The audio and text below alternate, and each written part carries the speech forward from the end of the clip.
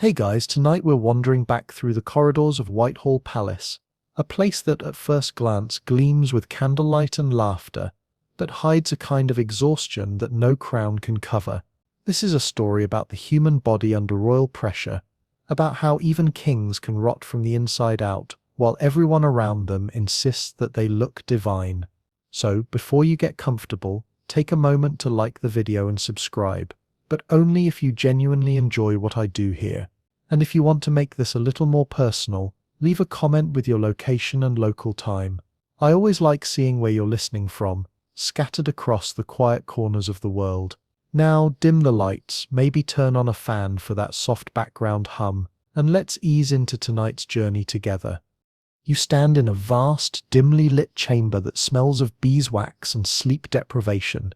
The fire in the hearth has long since burned low, leaving behind a dull red glow that throws strange shapes across the carved oak walls. This is Whitehall, the beating heart of a restored monarchy, and at its centre lies a man whose mind is still sharp enough to hold an empire together, but whose body has begun to betray him. King Charles II, the so-called Merry Monarch, the man who brought laughter and theatre and silk and scandal back to England, is awake again at 3 in the morning. His bed, wide enough to fit 3 courtiers and 2 hounds, feels like a battlefield. His pulse is uneven. His hands tremble when he reaches for the silver goblet by his bedside, and his thoughts, those quicksilver flashes of wit and charm, come slower now, sluggish as the thick medicines lining his bedside table.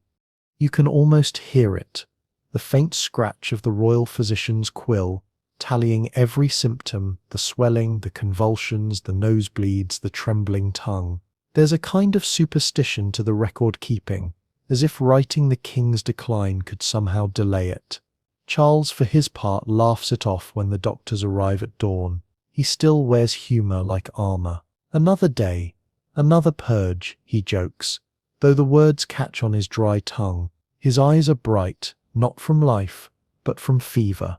He's a man living on borrowed energy, his body running like a clock wound too tightly. The palace at this hour is eerily still. The courtiers have long gone to bed, their powdered wigs resting like discarded masks on vanities, but the hum of alchemy never stops.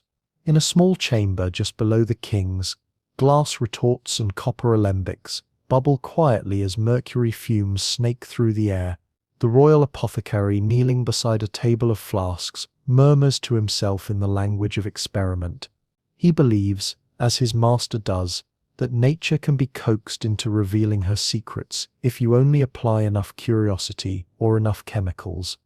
Charles adores this world of strange science. He collects philosophers like others collect paintings. He keeps telescopes, magnets, and preserved fetuses in jars. He can spend an entire evening discussing the circulation of the blood with the same delight others reserve for music. But it's this fascination, this hunger to understand, that slowly begins to poison him. The irony is that the man who loves life most is being undone by his own pursuit of it. You can picture the scene, a king in silk nightclothes, sitting by candlelight, reading a Latin treatise on Mercury, while his fingers shake too much to turn the page. He believes sincerely that progress is divine, that to study the human body is to honor God's design. He has his own distillery of medicines, his own lab, even his own personal stock of alchemical powders. The physicians nod along, pleased to have a patron who understands their importance, and so they indulge him. They bleed him when he feels dizzy. They dose him with antimony to purify the system. They smear mercury paste on his temples to draw out the heat. By modern standards, it's a horror show dressed in lace. But to them, it's the height of medical sophistication. Every man of learning has his own theory about what's killing the king. Bad humours, black bile, excess blood, divine punishment.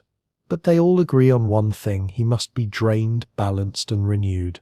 In the early mornings, when the city outside Whitehall is still wrapped in fog, you can hear the sounds of London's other patients echoing through the narrow streets, the coughing of plague survivors, the rattle of carriages carrying bodies to churchyards, the street vendors hawking miracle elixirs brewed from wine, wormwood, and desperation.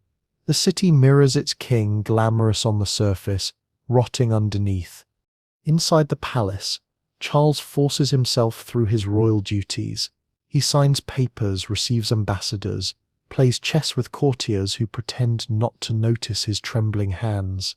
His once dark hair, now streaked with grey, is powdered and perfumed to hide the sour smell of sickness.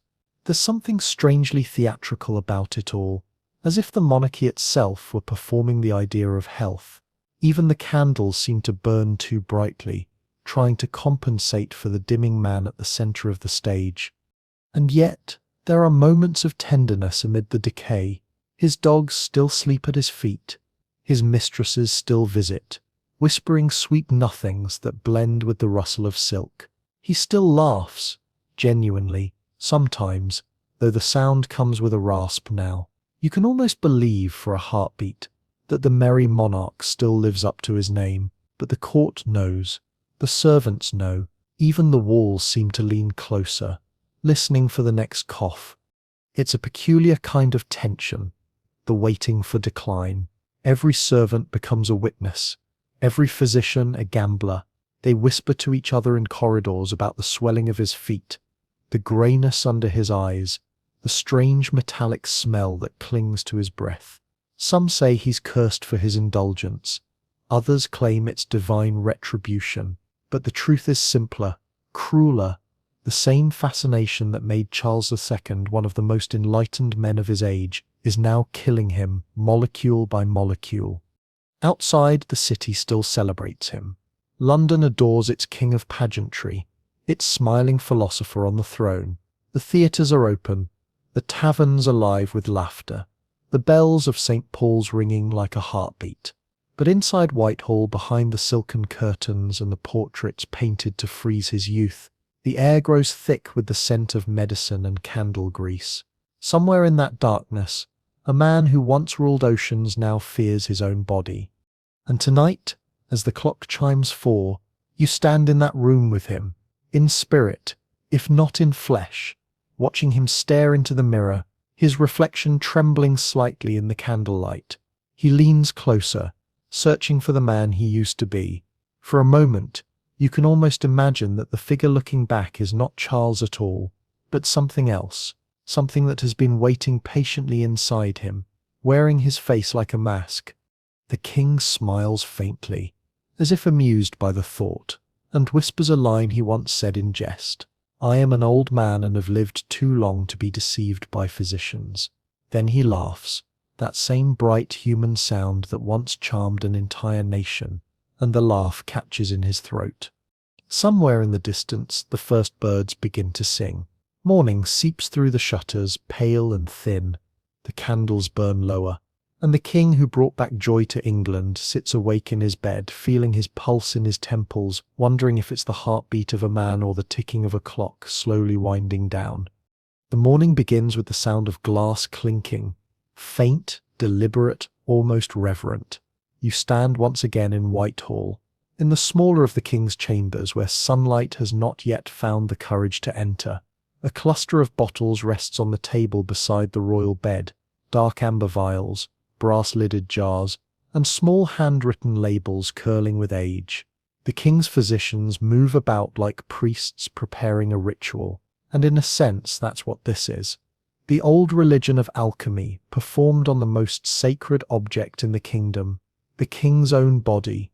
Charles II, despite the tremor in his hands, insists on watching. He's fascinated by the process. The distillations, the tinctures, the thin silver spoons that tremble slightly as a pale liquid is poured. The royal chemist George Starkey claims that the formula comes from the teachings of the alchemist Sendivogius, a man who believed that mercury was the spirit of life hidden within all things. The king listens, nodding, intrigued by the poetry of it. You can see it in his eyes, that mixture of fear and wonder, the belief that science and faith might still be reconciled through the right potion.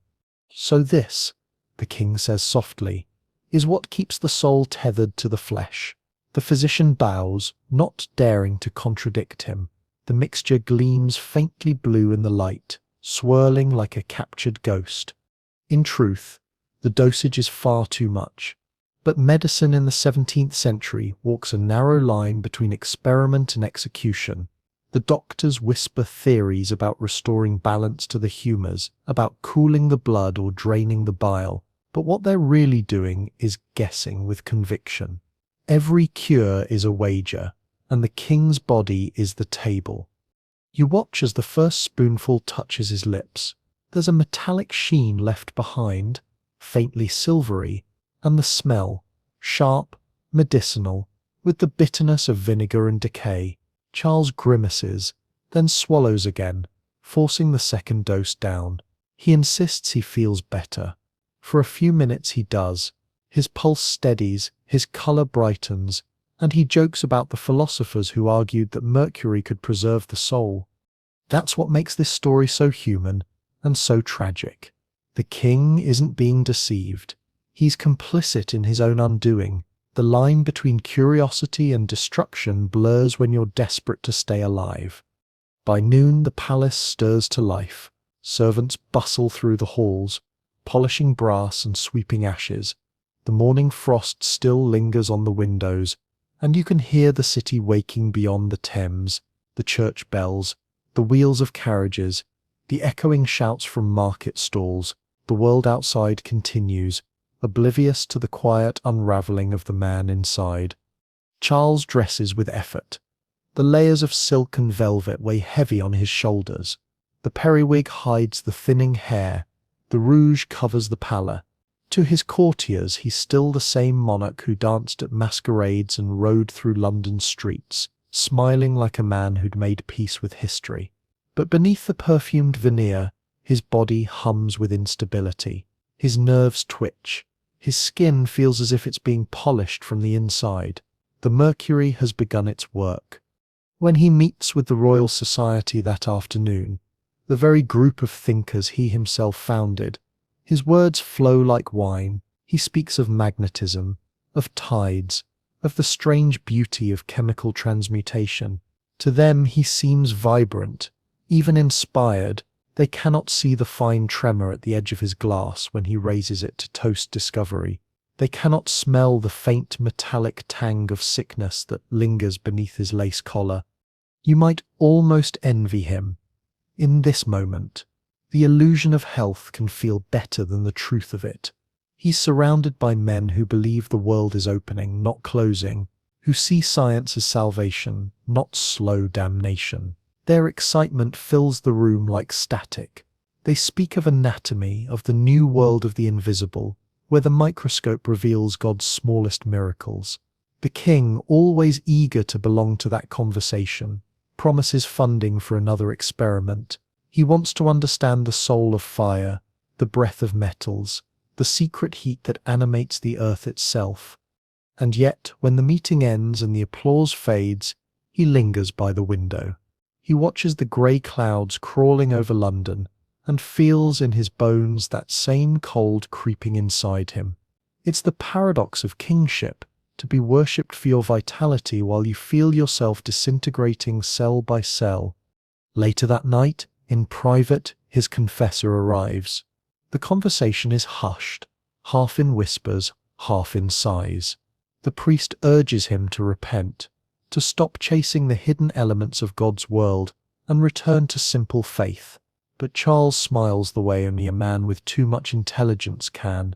If God did not want me to seek his secrets, he says, he would not have made them so fascinating. It's not arrogance, it's hunger. The same hunger that drives philosophers to madness and explorers off the edge of maps. You can almost admire it, that refusal to stop questioning, even as the questions eat him alive. The night grows long. Candles gutter.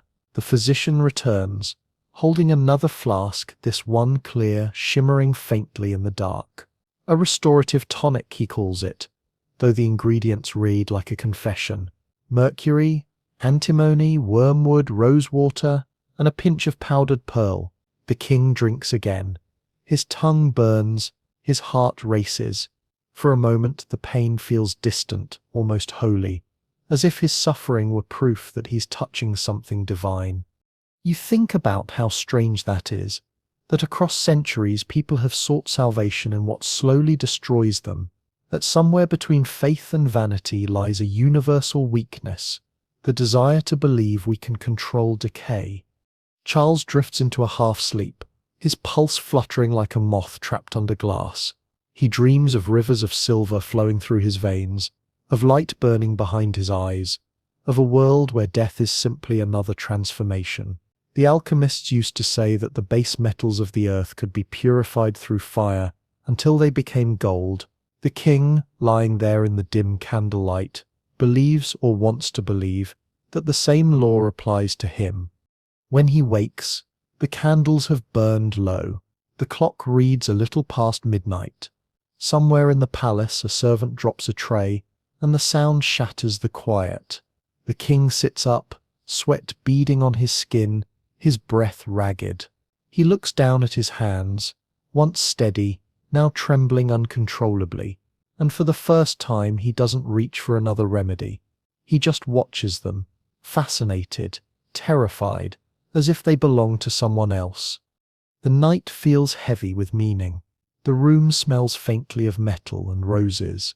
Outside, the rain begins to fall, soft at first, then steady, and you realize something that no doctor, no alchemist, no philosopher could ever admit out loud.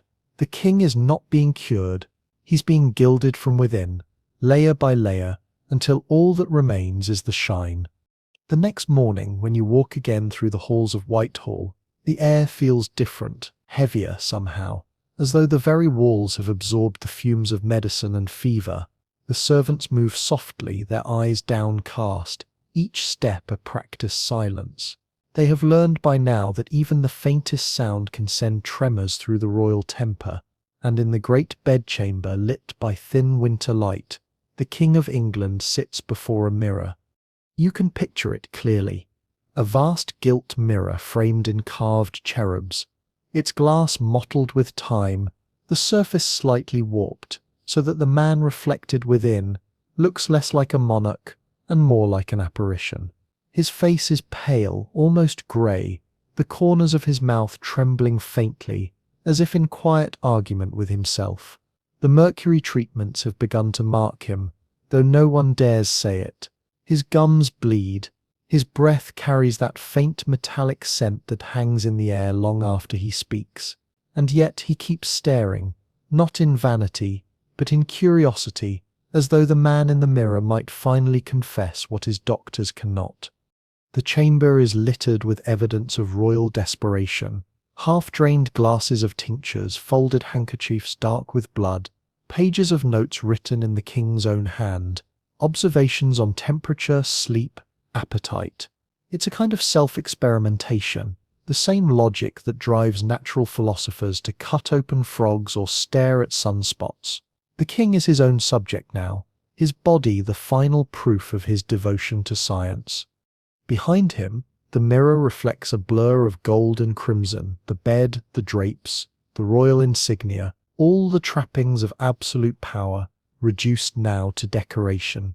He whispers something under his breath, perhaps to himself, perhaps to the reflection, a prayer maybe, or a curse.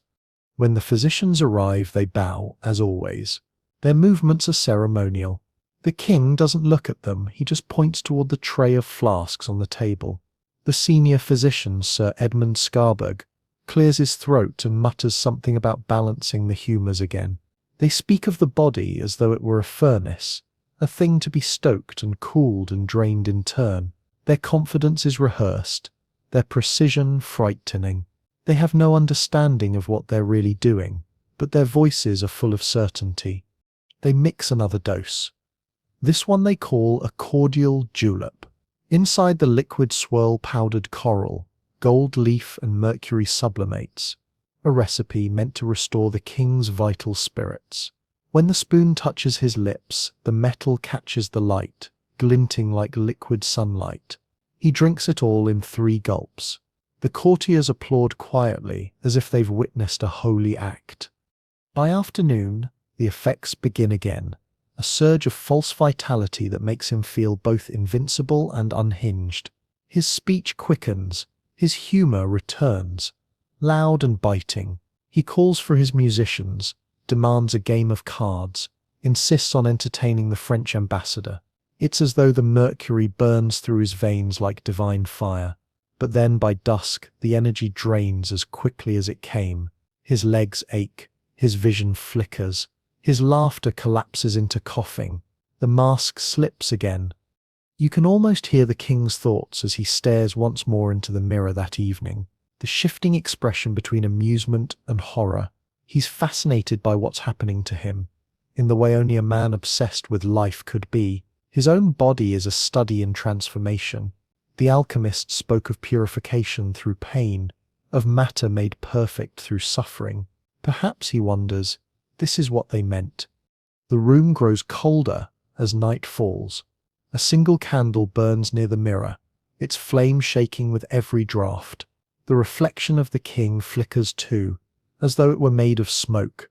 For a long while he sits there just watching himself fade in and out of existence. Somewhere deep in the palace, the clock strikes 10. A memory rises. One of his childhood, before the wars, before the crown, when he watched his father being led away to the scaffold. He remembers the sound of the axe, the silence that followed. He was 12 then. And now, as he watches his own reflection tremble, he realizes he's been preparing for this same silence his entire life. Only this time the blade is slow, invisible, and chemical. There's something deeply lonely about the way kings die, surrounded by doctors, courtiers, priests, all of them orbiting his suffering like planets around a dying sun. And yet he's utterly alone. Every word spoken to him is wrapped in flattery or fear. Every promise of recovery is a lie told with good manners. Still, Charles smiles. That's what people always say about him. That even at his worst he smiles. The kind of smile that makes you want to believe he's all right. That the trembling in his hand is just fatigue. That the strange shine in his eyes is not fever but wit. But the mirror doesn't believe it. The mirror knows. Late in the evening, when everyone else has left, he calls for one of his younger servants, a quiet boy named William, who has never learned the art of courtly deception. William helps him remove the heavy velvet robe and hands him a simple linen shirt. For a brief moment, Charles looks less like a king and more like a weary scholar, his thin frame outlined by candlelight. "Tell me honestly," he says, "how do I look?" The boy hesitates, eyes flickering toward the mirror before answering. "You look tired, Your Majesty." "Tired?" Charles repeats softly. "Yes, that will do." He smiles again, but it's not his usual smile. It's smaller, more human, almost tender. When William leaves, the king turns back to the mirror for the last time that night. The reflection stares back, silent and strange. In that moment, it's hard to say which version of him is more real, the living man or the image of him already fading. The candlelight bends and wavers, the mercury in the glass shimmering faintly like a pool of liquid thought. And just for a heartbeat, you could swear the mirror breathes. It's not imagination. Not exactly. In the alchemical tradition, mirrors made with mercury were thought to contain the soul's echo. A perfect reflection could trap a piece of the spirit. The philosophers of the court whisper that the king's vitality is being stolen by his own curiosity, that every glance in the mirror feeds it, takes one more shimmer of his life for itself. But Charles, ever the skeptic, doesn't fear it. If anything, he finds it poetic. He leans close, places one trembling hand against the cool glass, and whispers, "If you outlive me, tell them what you saw." When the candle gutters out, the room returns to shadow. The mirror keeps the last light, a faint silver glow, like breath on cold glass, before it too fades into the dark. Outside, the Thames drifts slow and black, carrying the city's reflection away in ripples. Somewhere in the fog, a church bell tolls for no one in particular. And in Whitehall Palace, a king dreams of his own reflection walking through the halls long after his body has turned to dust. By morning, Whitehall smells of roses. Not fresh ones, not the kind that bloom from gardens, but that artificial sweetness that clings to the powdered wigs and perfumed gloves of the aristocracy. It's the smell of rot pretending to be refinement, the scent of a world trying to cover its own decay. You move through the galleries where courtiers laugh too loudly and whisper too quietly, their voices echoing under painted ceilings depicting gods who never get sick. The king's illness has become the unspoken pulse of the palace, and like everything in court life, it is performed, hidden in plain sight beneath satin and ceremony. Charles makes an appearance that morning. He insists on it. The corridors fill with rustling silk, the clicking of heels, the soft thunder of gossip disguised as admiration. His physicians have dressed him carefully, layering him in silver and black, hoping to disguise the thinness of his frame. He walks slower now, leaning slightly on a cane disguised as a fashion statement. The courtiers bow as he passes, each one timing their movements like dancers, their eyes darting up just long enough to confirm the rumors. They can see it. The trembling hands, the ashen skin, the faint stain at the edge of his collar, where another nosebleed has betrayed him. But none of them speak. In Whitehall, truth is considered vulgar. The palace itself feels complicit in the lie. The chandeliers drip with waxen light, the tapestries shimmer with gold thread, the marble floors gleam like frozen rivers. But beneath all that polish you can sense the mildew, the damp, the quiet corruption. London's air seeps in through every crack in the windows, thick with coal smoke and human breath. Somewhere below, in the kitchens, servants sweat and argue, scraping burnt sauce from pans that will soon feed the nobility upstairs. The entire court is a machine built on illusion, beauty paid for with exhaustion, laughter hiding the sound of coughing behind closed doors. You watch the king take his seat at breakfast, surrounded by silver platters and fresh fruit imported from warmer lands. The meal is arranged to suggest health, oranges for colour, meat for strength, pastries for indulgence. Charles eats slowly, as though chewing through fog. Across the table, the Duke of York, his brother, his heir, his quiet rival, watches every movement with the intensity of a vulture waiting for a stumble. Their conversations have grown strained. The Duke's Catholic sympathies have already made him unpopular, and the king's illness only sharpens the question that no one dares to ask aloud. What happens when the laughter dies with him? The courtiers sense it too. They hover around the brothers like moths around two candles, uncertain which one will still be burning tomorrow. The talk turns to theatre, to the latest scandal from the playhouses, to anything that doesn't involve medicine or mortality. But even their jokes sound rehearsed, brittle around the edges. The laughter echoes strangely, like something borrowed from a happier time. Later that afternoon, the royal barber enters to tend to the king. He works in silence, powdering the royal wig, trimming the beard, smoothing the pale skin with a brush dipped in lead-based cosmetics. It's almost comical, a monarch being embalmed while still alive. You can see it in the reflection of the mirror, a face caught between beauty and death, a portrait that requires constant retouching. The powder hides the tremors, the rouge hides the fever, and the perfume hides the slow chemical death unfolding beneath the skin. Every sense is assaulted by contradiction. You hear music drifting from another room, a harpsichord playing a lively tune, while a physician quietly measures the king's pulse. You smell rosewater and vinegar, and sickness mingling into something indistinguishable. You see courtiers bowing too deeply, pretending not to notice the king's sudden need to steady himself on the edge of the table.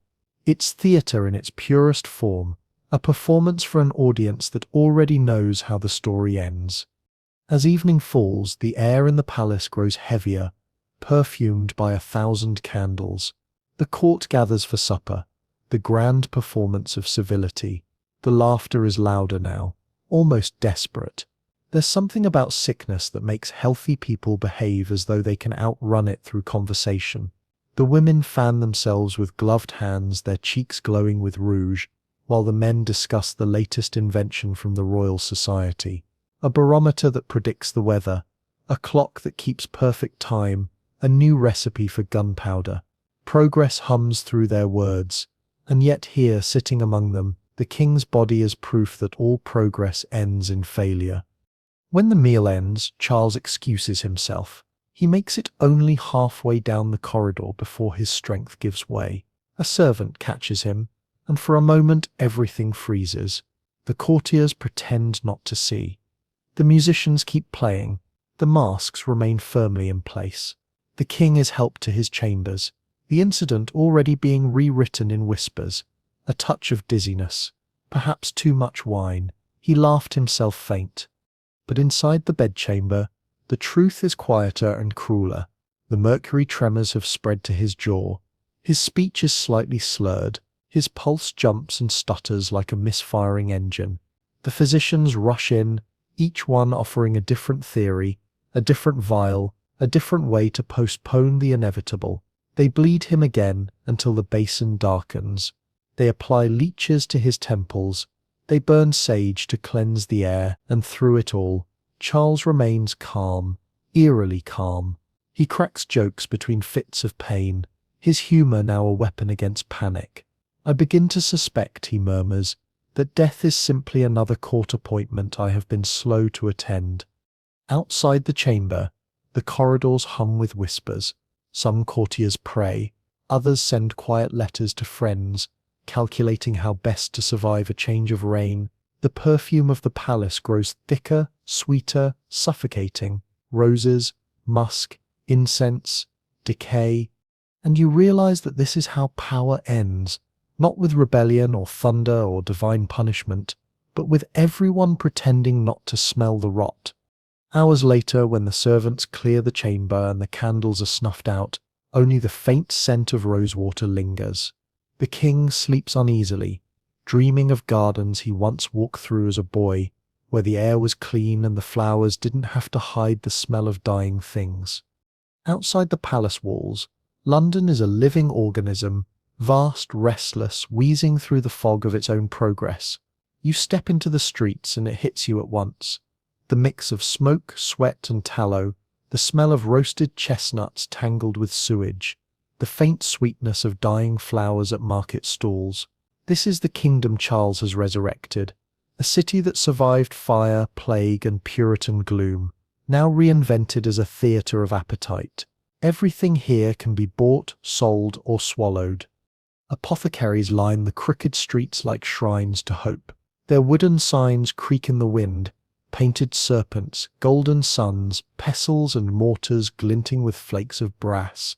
Through the windows you can see shelves upon shelves of jars, dried beetles, powdered bones, desiccated herbs, and mysterious dark liquids that catch the candlelight like bottled night. The clerks move like priests, their fingers stained with ink and residue from whatever tincture they last mixed. Each promises miracle cures to men who cannot afford prayers, and to women who've lost faith in both. Cure for melancholy. Elixir of long life, powder against the stone, drops for forgetfulness.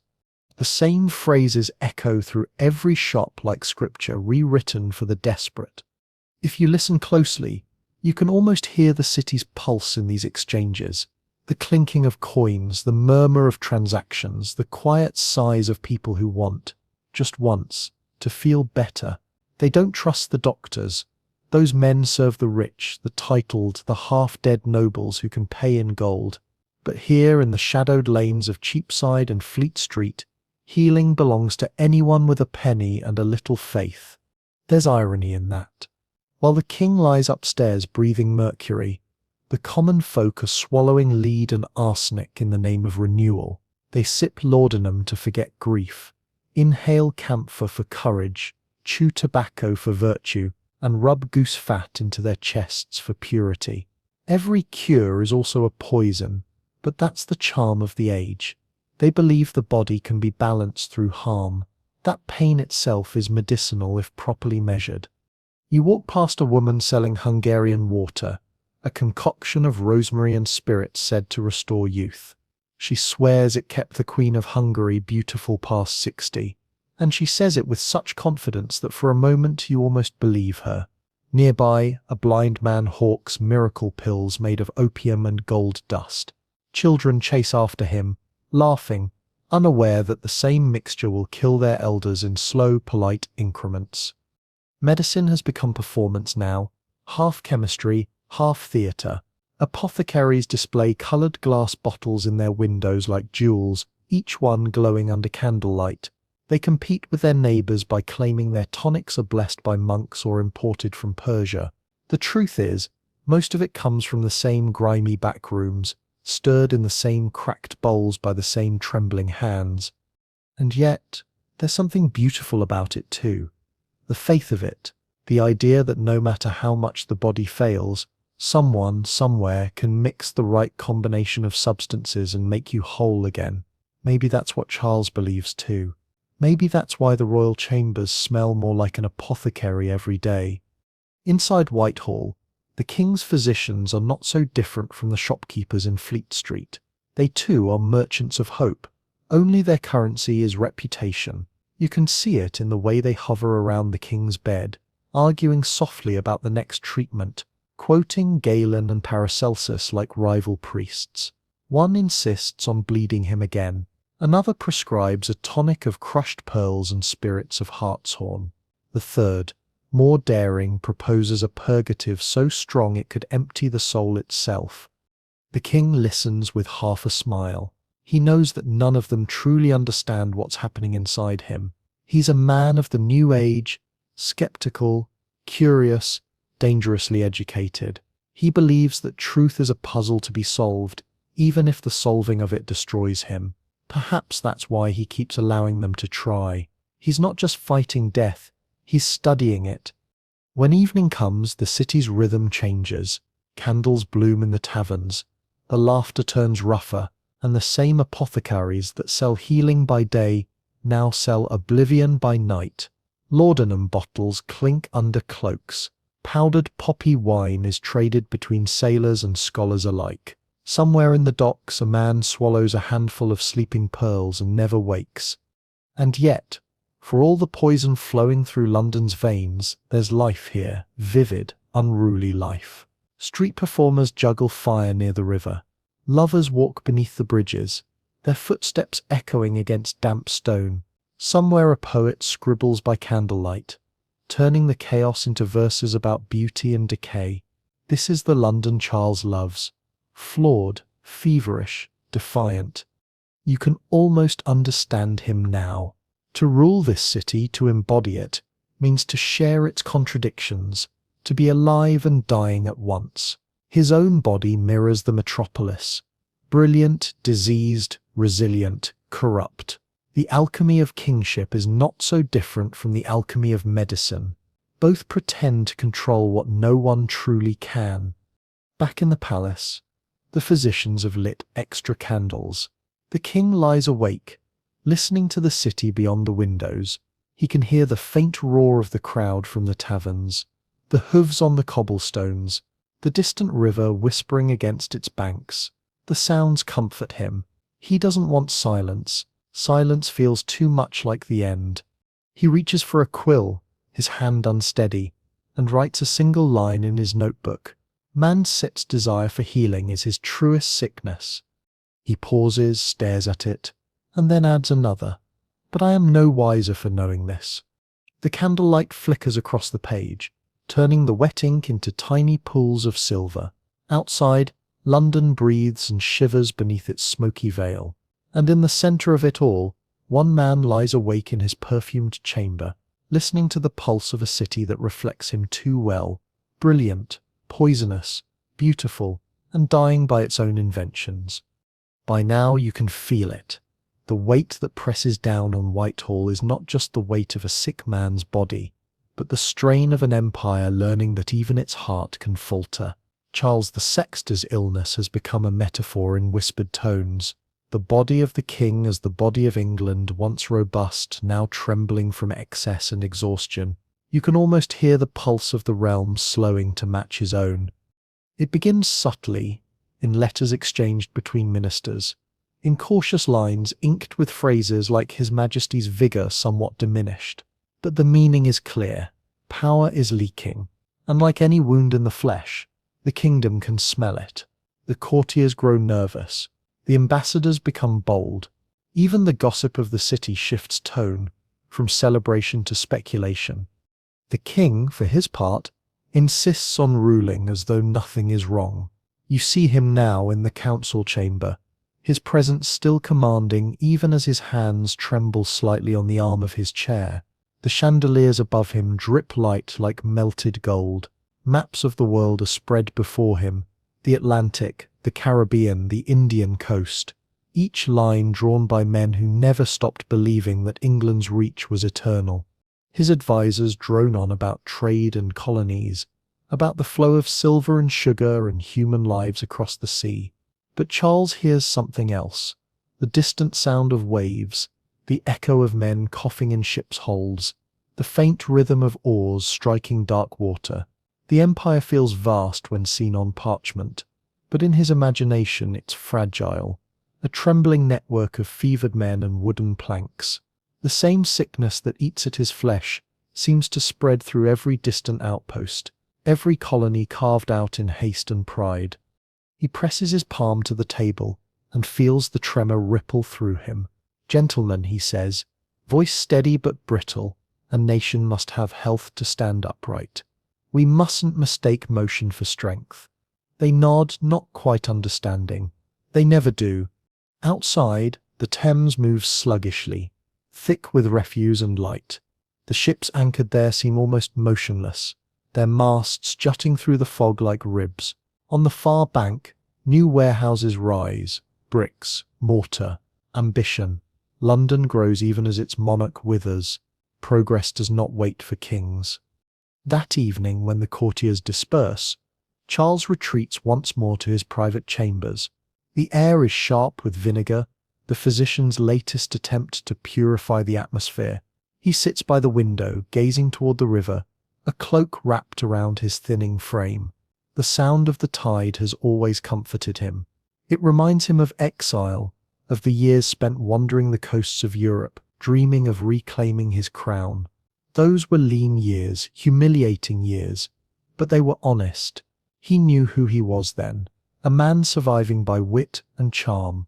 Now, surrounded by doctors and flatterers, he's not sure anymore. You can sense his loneliness. The courtiers fear him too much to speak plainly. His mistresses, once devoted, visit less often, whispering about contagion. His brother hovers at the edge of every room, waiting and praying at the same time. Even the dogs, his faithful spaniels, keep their distance when the smell of mercury grows too strong. He studies his own reflection again in the window pane, a faint, ghostly outline superimposed over the river.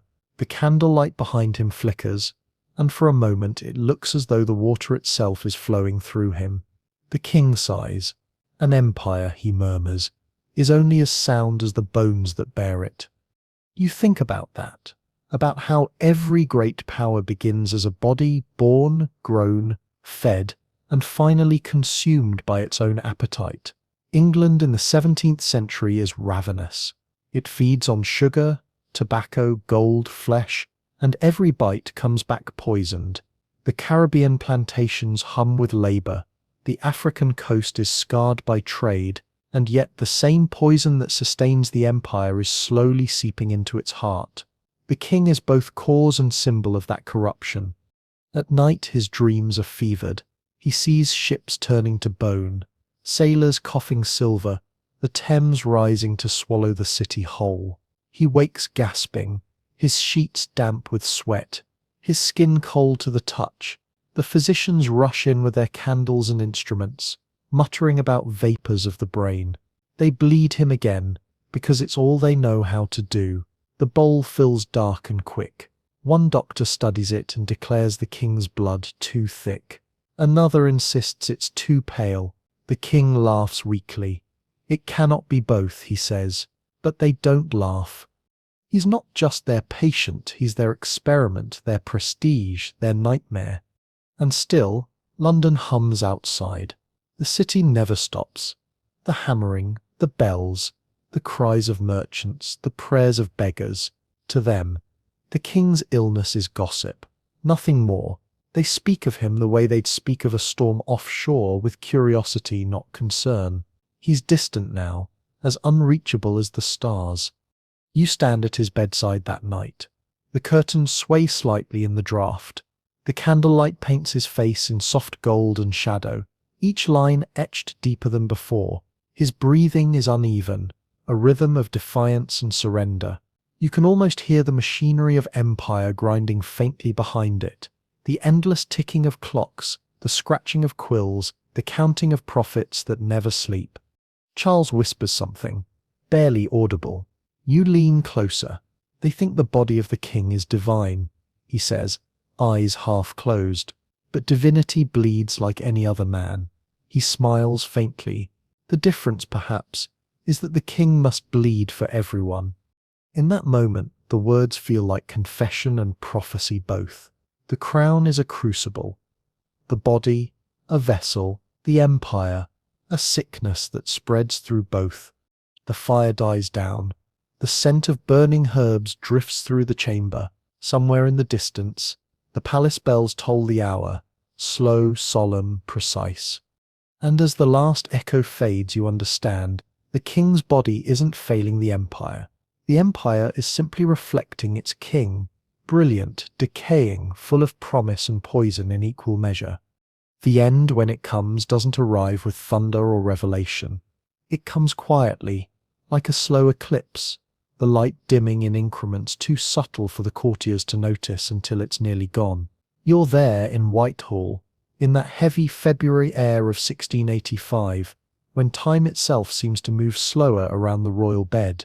The room is thick with candle smoke and murmured Latin. Servants move like shadows, eyes swollen from sleepless nights. Every breath from the king sounds like an argument between the body and the will. It begins with a seizure. One moment, Charles is sitting upright, talking faintly about ships on the Thames. The next, his eyes roll upward, and his hands seize the bedclothes. The courtiers freeze. A goblet falls. A dog begins to bark. Then chaos, servants shouting for physicians, for bandages, for prayers.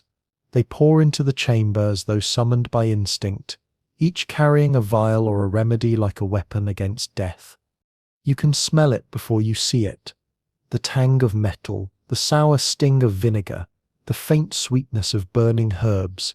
It's a theatre of medicine now, a final act performed by men who have already lost the plot. One calls for a bleeding bowl. Another demands that the king be cupped along his spine. They argue in whispers, terrified that their disagreement might offend God, or worse, the Duke of York. They cut him. The blood flows dark and thick. They bleed him again and again. The basin fills and empties, 30 ounces, then 40, then more. His lips lose colour. His breath comes shallow. Still they continue. One doctor mutters that the evil humours must be purged entirely. Another insists the pulse is steadying. They don't see the truth. The pulse has simply grown too faint to measure. A priest enters quietly, his cassock brushing the stone floor. The courtiers part as though for an angel. In his hand he holds the holy oil. He begins to pray, voice trembling. The Latin words mix with the doctor's frantic English. A blur of faith and science, of incense and mercury. The smell of sanctity and medicine clash in the air like two worlds colliding. Charles opens his eyes for a moment. Do you see something strange there? Not fear, not exactly, but wariness. Like a man watching a play he's already seen too many times. He tries to speak, but the words catch. The priest leans close. The king's voice is hoarse, faint. I am sorry, gentlemen, for being such an unconscionable time in dying. The room freezes. Then a laugh, a soft, broken laugh. The last trace of the merry monarch flickering through. Even now, he makes death sound like a minor inconvenience. They give him more tonics. They place hot coals at his feet. They press smelling salts to his nose. One doctor orders a blistering poultice placed on his chest, another on his legs. The skin blisters, peels, and still they work, convinced that pain is proof of progress. They force a draught of ammonia between his lips. He chokes, coughs, then sighs, as though surrendering not to death but to exhaustion. The Duke of York kneels beside the bed. His face is pale and slick with sweat. He murmurs something you can't hear, a confession maybe, or a prayer for mercy. For years these two brothers have danced around religion like cats circling a flame, one Protestant, one Catholic, both trapped between faith and politics. But now theology feels small. Whatever divides them has dissolved in the face of what no man can argue with. The candles gutter. The room seems to shrink around the bed, as though the palace itself is holding its breath. Outside, the bells of Westminster toll faintly through the fog. Somewhere beyond the river, the city is unaware that history is pausing. Life goes on, markets open, bread is baked, carriages rattle on cobblestones. But here in this room, time is soft and slow and heavy. The king's breathing changes. Each exhale stretches longer than the last. The physicians whisper their observations like clerks of an autopsy. Pulse diminished, lips blue, perspiration cold. They talk as though naming the symptoms might reverse them. One of them tries to open his eyes wider with a thumb, muttering about ocular response. Another measures the temperature of his skin with the back of his hand, and then crosses himself. You notice the small details. The dog curled at the foot of the bed, whining softly, the clock ticking above the fireplace. The faint reflection of the candles trembling in the polished silver basin beside him. Everything feels too still, too composed, as though even the inanimate objects are afraid to move. At the foot of the bed, the Queen kneels, Catherine of Braganza, veiled and silent, her tears leaving pale trails through her powder. She's been scorned, mocked, betrayed, but at this moment none of that matters. Her hands clutch the sheet, her lips move without sound. You can almost hear the rhythm of her thoughts. Please, just one more breath. And then he gives it. One last exhale, long and thin, escaping like smoke. A soft sigh, the sound of something invisible unfastening. The physicians lean close. One of them says, "It is done." No one moves for a moment. The air feels thicker, like it has forgotten how to flow. The priest begins another prayer, this one softer, final. The Duke of York covers his face. A servant blows out one candle by mistake, and the tiny wisp of smoke curls upward like a departing spirit. Outside the window, the sun breaks through the fog for the first time that day. It spills across the river, pale and cold, like a blessing and a warning. The empire will continue, but the man who embodied its contradiction, its joy and its decay, has gone. You stand there, watching the stillness settle. The body that once ruled kingdoms now looks small, almost fragile, as if the weight of the crown had hollowed it out from within. Around the bed, the courtiers bow their heads, not in prayer, not really, but in habit. They've bowed to this man every day of their lives. It's all they know how to do. And in the silence that follows, something shifts. It's not grief exactly. It's the strange relief that comes when inevitability finally arrives. The rot that perfumed the palace can no longer be hidden. The performance is over. The curtain has fallen. Somewhere in the distance, another bell begins to toll. The slow, deliberate rhythm reserved for kings. Each note stretches across the city, across the river, across the hearts of those who loved and despised him alike. And as it echoes through the fog, the last image you're left with is simple. A crown resting on a bedside table, glinting faintly in the candlelight, while the hand that once wore it lies still beside it, pale, open, human. Morning comes grey and damp, the sort of London morning where even the light feels tired. The air outside Whitehall tastes of smoke and fog, but inside, the corridors are hushed with that strange ritual silence that follows a royal death. Curtains are drawn, servants whisper. The court physicians, pale and sleep-deprived, huddle in a small chamber beside the royal bedchamber, quills scratching nervously over parchment. The King of England lies cold and still in his linen shroud, and already the business of dissection has begun. You step into the room, and for a moment it's hard to believe this is the same chamber that glittered with music and laughter just days ago. The candles have been replaced, the drapes tied back, and at the center of it all lies the table, plain wood, draped in white. On it rests the king's body, the crown of his head turned slightly toward the window, as though he might still be watching the river he loved. His skin has lost that feverish sheen of mercury, replaced now by a strange, dull glow. The air smells of camphor, myrrh, and metal. The physicians stand in a semicircle around him, their expressions carefully blank. They are not merely doctors now. They are witnesses, historians, confessors to the body of a god made flesh and unmade again. The surgeon's hands tremble as he unfolds his instruments. A scalpel, a bone saw, a thin silver probe. Someone mutters a prayer. Another clears his throat and reads from the king's own orders, his command that in death as in life the mysteries of nature should be studied and understood. And so they begin. The first incision is slow, almost reverent. The blade glides across the pale skin, parting it like parchment. The sound it makes is quiet but unmistakable, a wet whisper, the faintest sigh of surrender. The assistants lean closer, their quills ready. Blood unusually blackened, one notes. Odor, sharp, metallic. They exchange glances. They know what they're looking for, though none will dare say it outright. Proof of the poisons, the tinctures, the experiments, proof that curiosity killed the king.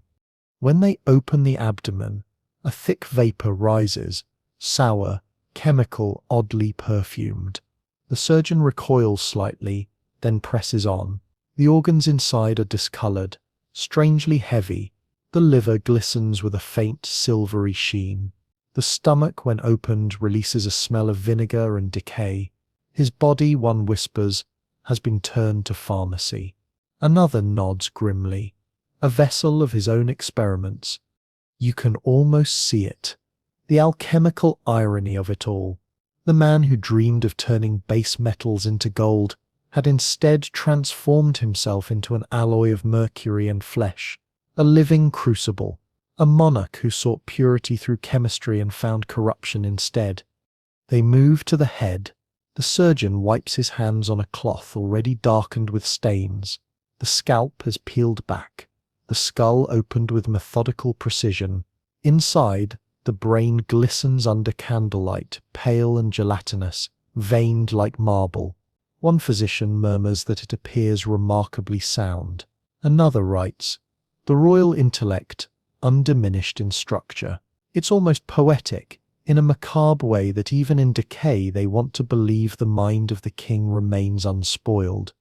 And yet, the rest of him tells another story. The lungs show traces of chronic inflammation. The kidneys are swollen and soft. The intestines, when examined, bear the unmistakable markings of heavy metal poisoning. One of the doctors, the youngest, cannot help himself. This, he says quietly, is not the work of nature. His superior silences him with a glare. No, the older man replies, it is the work of medicine. Outside the door, the courtiers wait. Some pace the hall, others kneel in forced prayer. They pretend not to hear the sounds from within, the scrape of saw against bone, the wet slap of organs placed into basins. For all their elegance, their powdered wigs and their silken gloves, they know what is happening to their king. They know this is how power ends, dissected, labelled, archived. When it's over, the surgeons wash their hands in a basin of rosewater. The scent cannot hide the truth. The body has been mapped, measured, and made meaningless. The organs are weighed and recorded. The heart is placed in a separate vessel, sealed with wax, labelled Cor Regis, the heart of the king. It will be buried apart from him, because even now they cannot let him rest entirely whole. As they sew the body shut, the youngest doctor lingers, staring at the strange silver sheen that clings to the king's veins. He dips a cloth in wine and rubs at it. but it doesn't fade. It gleams faintly, even under the dull grey light. He looks up at his superior, uncertain. "What do we tell them?" he asks. The older man hesitates, then writes carefully in the record. The cause of death, apoplexy, brought on by strain of labour and years of study. It's a lie, of course, but a polite one. Later, when the body is prepared for viewing, the physicians step back and look at their work. The face has been powdered, the lips painted slightly red. The royal insignia rests on the chest. To the untrained eye, he looks almost peaceful, almost human again. But you know what lies beneath. The layers of corruption, the traces of mercury glittering faintly like coins in the dark. As the door opens and the courtiers file in, the air changes. The murmurs return. Some cross themselves. Others whisper praise. None mention the faint, metallic smell that lingers no matter how much incense they burn. For a moment, sunlight breaks through the window and touches the dead man's face. It glints off the faint sheen around his temples, a ghostly reflection of the metal that consumed him. To the priests, it looks like a halo. To the doctors, like evidence. To you, it looks like truth. The autopsy of Majesty is over. The secrets of his body have been written down, sealed in archives, and left to gather dust. But even now, centuries later, you can still feel that faint shimmer when you speak his name. The merry monarch, the philosopher king, the man who turned himself into an experiment still gleaming faintly beneath the surface of history. The day of the funeral begins with fog, thick, London fog, the kind that eats sound and softens light, turning the world into something half real and half dream. You wake to it pressing against the palace windows, moving slow and heavy like breath against glass. Outside, the bells of Westminster begin their long toll, the deep bronze sound rolling through the streets in slow, patient waves. Every shopkeeper, every beggar, every soldier knows what it means. The king is dead. You follow the procession as it forms, not with fanfare, but with precision. The royal coffin lies at the centre of it all, draped in black velvet and embroidered with gold thread, so fine it seems to shimmer when the torches pass. The smell of beeswax candles and damp wool fills the morning air. The crowd gathers in silence, thousands of faces, pale and unreadable in the mist. There's something strange about it, this quiet reverence for a man who spent so much of his reign defying solemnity. The coffin itself is a masterpiece, carved oak, lined with lead, heavy enough that 6 men strain to lift it. Inside lies the body that was once Charles II, embalmed, perfumed, and wrapped so tightly in linen that it hardly seems human. Beneath those layers you imagine the strange silver shimmer of mercury still clinging to the veins, turning the king's corpse into something between man and metal. The alchemists would have called it transmutation. The court physicians would have called it unfortunate. The procession moves slowly through the courtyard. The trumpets are muted, their sound swallowed by the fog. Soldiers march in rhythm, their boots thudding softly on wet cobblestones. Behind them trail the nobles, cloaked, powdered, perfumed, their expressions carved into masks of grief. They whisper the language of succession, of policy, of power. The dead king has barely cooled, and already the machinery of rule is spinning again. You watch as the new monarch, James, Duke of York, walks at the front, his face unreadable. His brother's crown waits for him, heavy with consequence. You can feel the tension radiating from him, the weight of religion, of expectation, of unspoken dread. The people bow as he passes, but you can sense the fracture underneath. The age of easy laughter has ended. What comes next will not be merry. The cortege wins its way through the narrow streets toward Westminster Abbey. The air grows colder, the fog thickens, the torches flicker and die one by one, until only the candlelight from the abbey windows guides the way. When you enter, the space seems impossibly vast, arches disappearing into shadow, incense drifting like smoke from another world. The organ groans, ancient and slow, its notes vibrating in the bones of the floor. The coffin is placed upon a raised platform at the centre of the nave. Around it stand bishops in gold vestments, their faces glowing dimly in the candlelight. Their prayers echo in Latin, a language that no one really understands anymore, but everyone feels the weight of. It's less about meaning than about sound, the sound of finality, of ritual, of history sealing itself shut. You move closer. The air near the coffin smells faintly of roses and metal, the residue of embalming oils mixed with the unmistakable trace of mercury that refuses to leave. The courtiers breathe through handkerchiefs, pretending not to notice. Even now, the king is teaching them something, that beauty and decay are inseparable, that every crown comes with its own slow poison. As the priest speaks, the words ripple through the chamber. Requiem aeternam dona I, Domini, eternal rest grant unto him. O Lord, but you can't help thinking that rest was never something Charles truly desired. He was too restless, too curious, too hungry for sensation. Even in death, his story feels unfinished, like an experiment interrupted. You look around. The faces in the crowd blur together in the flickering candlelight. Some weep quietly, others watch with the calculated stillness of politicians. A few, you suspect, are already thinking about dinner. It's the eternal paradox of monarchy, the grandeur of ceremony masking the indifference beneath. When the coffin is finally lowered into the vault, the sound of chains echoes up through the abbey like a groan. The ropes strain, dust falls from the rafters, and then, with a dull, resonant thud, the lid meets the stone. For a moment everything stops. The prayers, the organ, the breath of the congregation. It's as if the city itself pauses to listen. Then the priest raises his hands and the final words are spoken. Earth to earth, ashes to ashes, dust to dust. The echo rolls through the vault like thunder in miniature. You can almost feel it settling into the walls, a whisper that will never quite fade. Afterward, when the crowd disperses, the abbey remains dimly lit. The candles burn low, their flames bowing in the draught. The air is thick with incense, the kind that clings to your clothes and follows you for hours. You linger by the tomb. The name is already engraved into the marble. Charles Rex, simple, elegant, final, beneath it.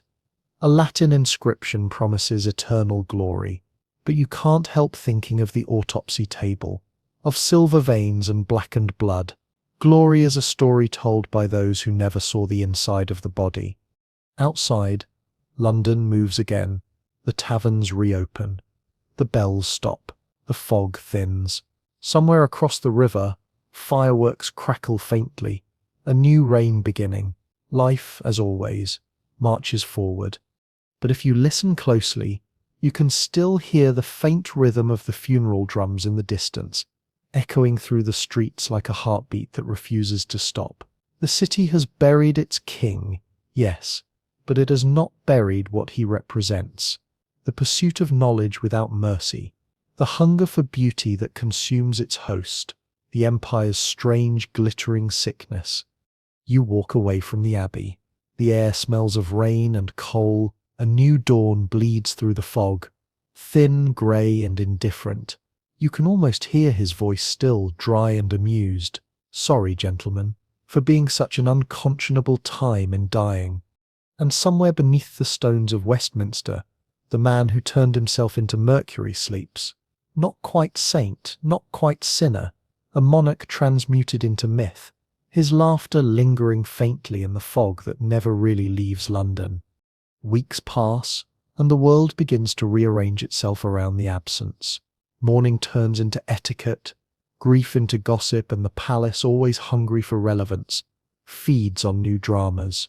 The draperies are changed, the portraits taken down, and courtiers whisper the same two words over and over. The new reign. Life is always so quick to replace the dead. But for now you walk the corridors of Whitehall and the air still smells faintly of camphor and old roses. Somewhere beneath the marble floors the last remnants of his body still lie, sealed in lead and shadow. You pause in the gallery where Charles once stood. hands clasped behind his back, studying the portraits of his mistresses as though they were chapters of scripture. The sunlight through the tall windows still falls across the same floorboards he paced for decades. The same dust motes dance through the air. You can almost hear the laughter again, the soft, irreverent tone that used to fill this place like perfume. But it's thinner now, like a memory that's been touched too often. Outside, the city refuses to mourn properly. The streets are muddy, the air thick with the smell of fish and smoke, but life goes on. Tavern songs mention the merry monarch between toasts, pamphleteers sell caricatures of his mistresses, while poets write verses about the Silver King.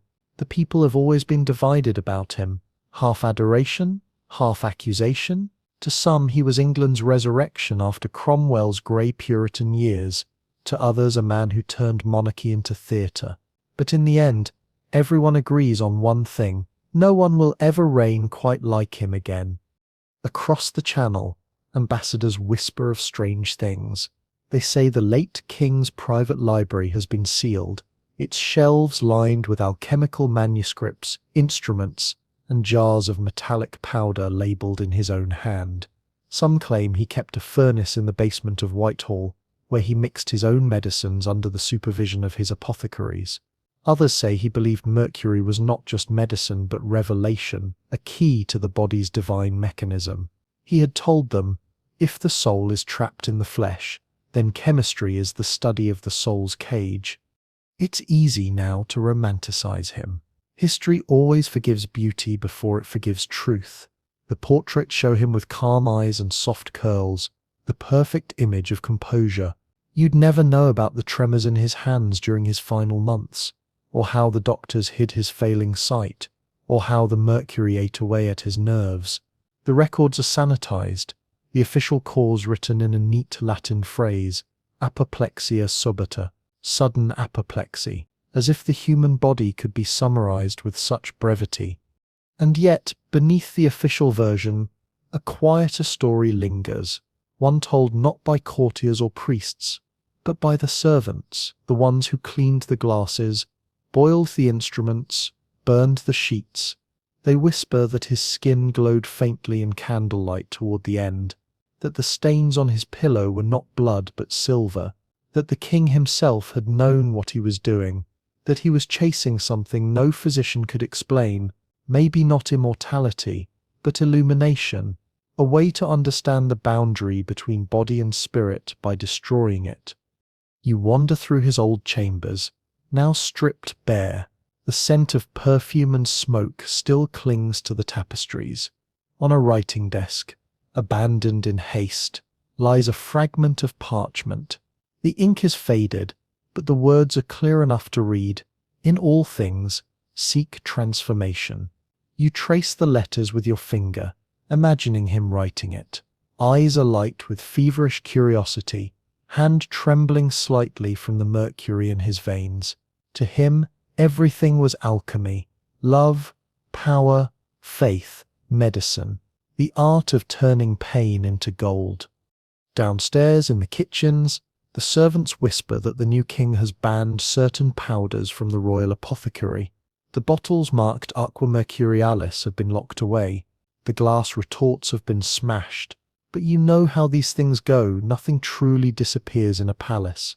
Somewhere in a hidden cupboard or forgotten cellar, one of those bottles still sits, the metal inside glinting faintly under the dust, waiting for the next curious hand. As you step outside, the Thames moves sluggishly under the morning mist. The gulls circle lazily, their cries echoing against the stone walls. The river has seen everything: coronations, executions, fires, plagues, and it carries them all downstream without judgment. You lean against the balustrade, watching the water, and for a moment you imagine it silver, reflecting the ghost of the king who once stood here doing the same. He had loved this view, the river that flowed past his window like time itself. You think about the strange legacy he left behind. Not a monument, not a victory, but a question. What happens when curiosity becomes hunger? When science turns into self-destruction? He was not the first man to die for knowledge, and he won't be the last. But few ever did it with such style, such stubborn grace. Even his death feels like an experiment that went too far. The bells begin to toll again, softer this time, less a mourning than a memory. Their sound rolls through the fog like an old song. You close your eyes, and for a moment it's easy to imagine him walking beside you again, not as a king, but as a man, curious, flawed, restless. His laughter low and tired. His pockets full of half-finished notes about the soul, the stars, and the strange beauty of decay. The palace behind you is already changing. The tapestries will be replaced. The coins will bear a new face. The laughter of a new court will fill these halls, but somewhere in the thick mortar of these walls, his story remains, a faint shimmer of mercury that refuses to fade. You turn to leave, and as you do, the fog parts just enough to let the morning light spill across the Thames. The reflection shivers like liquid metal. It looks, for just a second, like the world itself is exhaling. And in that light, if you listen closely, you can almost hear him again. Soft, amused, immortal in his irony. Sorry, gentlemen, for being such an unconscionable time in dying. The bells fall silent. The river flows on. The kingdom forgets. But the story lingers like mercury in the bloodstream of history. And now, as the last echo of the bells fades and the fog folds itself back over London, you can feel the story loosening its grip. The city exhales. The candles burn low. The king is gone, and yet his ghost lingers in the quiet hum of the night. Not haunting, just present, like the faint metallic scent that clings to old coins or the glimmer left behind by a mirror long since tarnished. You can almost see him if you close your eyes, a man half in shadow, half in starlight, still studying the mysteries of his own undoing. The room you're in feels softer now, smaller. The hum of the outside world dims until it's little more than a murmur. You trace the shape of this story backward, from the cold slab of the autopsy table, to the glitter of the court, to the restless curiosity of a man who could not stop asking questions, even as his own body became the answer. There's something almost tender in it, isn't there? That hunger to know, to reach, to touch the edge of understanding even when it burns. You breathe in slowly. The air tastes like old wood and dust. You imagine the river beyond the palace walls still carrying reflections of the city through the night. All that history drifting beneath the bridges, silent and endless. The same water that touched the boats of plague victims, of kings, of lovers. The same tide that never learns but never stops. You feel the weight of the story settle into something gentler. The poison becomes perfume. The tragedy becomes lesson. Maybe that's all any history really is. The slow transformation of pain into meaning. Alchemy of memory. The kind that leaves you not afraid but quietly awake. So you let the image fade. The palace dissolves. The fog closes over the river. And in the soft stillness that remains, there's only the slow rhythm of your own breathing. Steady, patient, alive. The world will keep spinning. The candles will burn out. And somewhere beyond all of this, the restless king still dreams of gold. Sleep well, traveller. The night is long, and history never truly ends.